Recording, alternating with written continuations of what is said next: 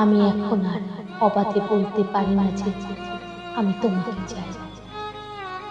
আগের মতো মন খুলে বলতে পারি না যে আমি তোমাকে ভালোবাসি।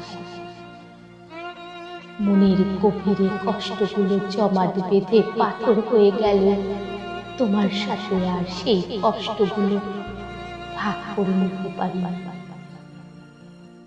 আগের মতো করে আর পারি না। বুকের ভেতর জমানো সব না বলা কথাগুলো বলতে, তোমাকে যেন কাছের মানুষ ভাবতে পারি না এখন আর। কেন জানি কোথাও যেন আটকে যায়।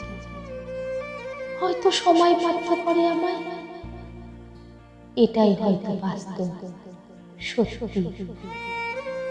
কথা জমে জমে গল্প হয়ে গেছে, কিন্তু মনের সেই গল্পগুলো তোমাকে শোনাতে ইচ্ছে করে না আর।